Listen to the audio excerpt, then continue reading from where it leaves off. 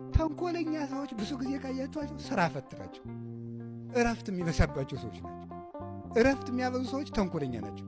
ነገር እንዲህ የገጠር ሰው ጥሩ ተርቷል። ስራ ሳጣ ልጅን ላፋታ ብሎ ይል እንዲህ ሰውዬው ልጁን አፋቶ ተገላግሎ ፍንጥር ጠጥቶ ሊመጣ ማለት እኮ ነው። እንደዚህ እኮ ነው ስራ ፈት እኮ እንደዚህ ነው በእውነቱ ማለት እና ስራ መፍታት ስራ በዘመናዊ አነጋገር ተብሏል አይደል? ስራ የፈታ አይምሮ የሰይጣን ቤተ ሙከራ ነው የሚባለው። ሰይጣን ኃጢአትን የሚሞክርበት ማለት ነው።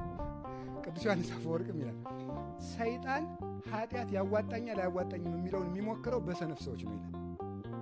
እስቲ ይሄንን ነገር ልሞክረው ብሎ ደህና ባይታው ሂዶ አይሞክርም። የሚሞክረው ጅሉ ነው።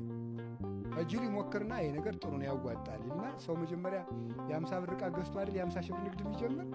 ሰይጣን መጀመሪያ ከጅል ሰው የሞከረውን ኃጢአት ትልቅ ሰው ያደርሰዋል፣ ትልቅ ሰው ይጥልበታል ማለት ነው። እና የኃጢአት መፈተኛ ነን እኛ፣ የኃጢአት መሞከሪያ። ኃጢአት ሁሉ መፈተና የሚጀምረው እኛ ጋር ነው። ለምን? ስራ ከመፍታት የተነሳ። ስራ ያጣ መነኩሴ በሉ